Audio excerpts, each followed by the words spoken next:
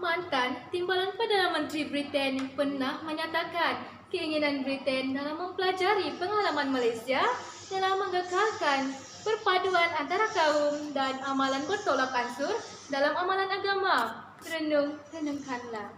Cetusan Barokah buat peneraju majlis dan budiman, panel kehakiman, penjunjung kesaksamaan, penjaga masa yang cakna dengan randiknya, dan Kuala Sultanat Dewan yang dimuliakan. Salam uhwa berbungakan kemesraan. Dengar warga Dewan.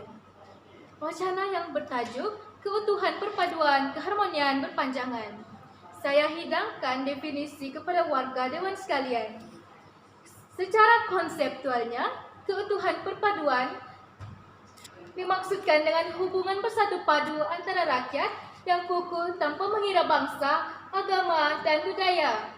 Keharmonian berpanjangan pula ditakrifkan sebagai keadaan negara yang aman dan sejahtera, dapat dikekalkan. Secara holistiknya pula, keutuhan perpaduan keharmonian berpanjangan merupakan perpaduan rakyat yang kukuh, mampu untuk menjadikan negara aman dan sejahtera. Sidang saksi bermisi. Tirai pidato saya singkap dengan mengutarakan hujah yang pertama di bawah frasa masyarakat bersatu padu berteraskan serumpun bagai serai, selubang bagai tebu. Di Malaysia, rakyatnya terdiri daripada berbilang kaum. Pada tahun 2018, jumlah penduduk di Malaysia adalah sebanyak 32,4 juta orang, di mana Bumi Putra mencatatkan peratasan tertinggi, yaitu sebanyak 67,1%, etnik India 6,9%, etnik Cina 23,0%, dan lain-lain sebanyak 1%. Sungguh pun mereka mempunyai kepercayaan, kebudayaan, dan latar belakang yang berbeza, namun mereka tetap bersama-sama. Mereka tetap hidup harmoni di bawah satu punggung yang sama. Mereka bersama-sama membentuk negara yang bersatu padu dan makmur.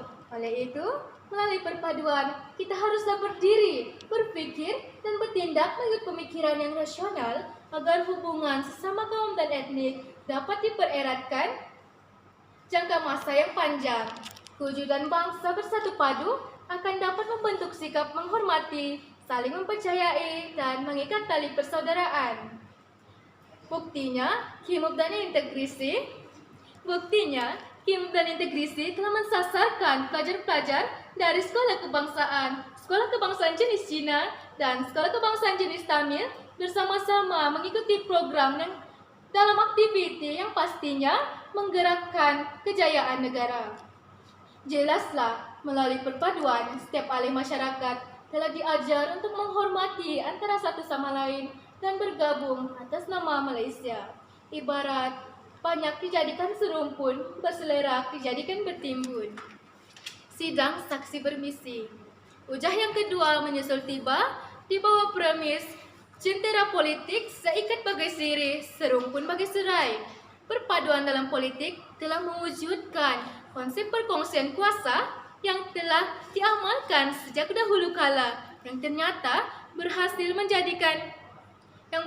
mengekalkan keharmonian dan kecemerlangan negara. Hal ini demikian kerana melalui perkongsian kuasa, semua kaum dilibatkan sama ada mentadbir dan mengurus negara. Tidak ada kaum yang disisihkan. Semua kaum diberikan peluang untuk memberikan pendapat, pandangan, dan komen melalui wakil mereka di Dewan Rakyat dan Negara yang dipilih melalui proses pilihan raya.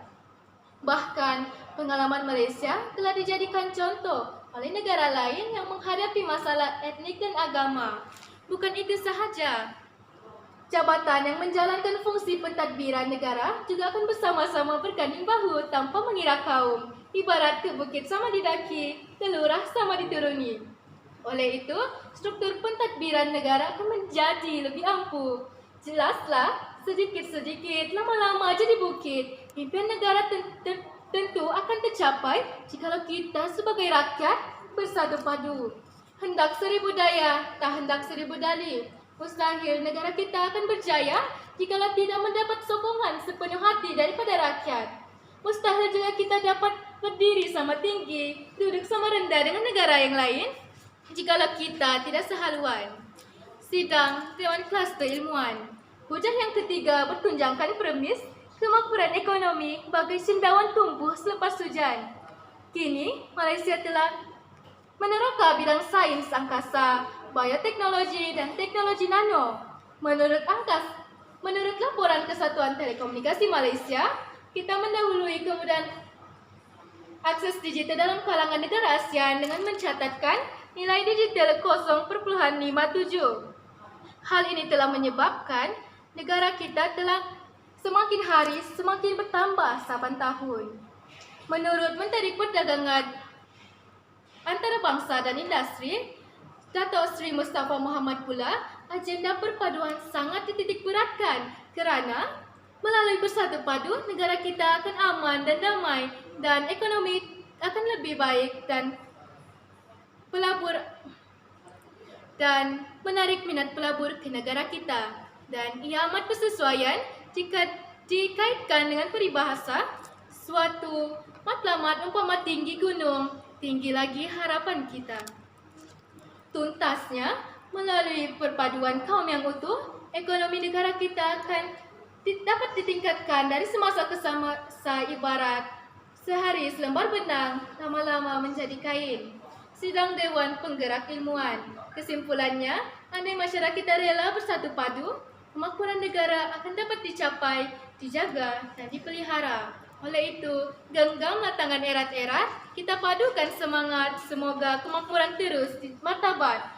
Sekian, wabillahi taufik wal hidayah. Assalamualaikum warahmatullahi wabarakatuh.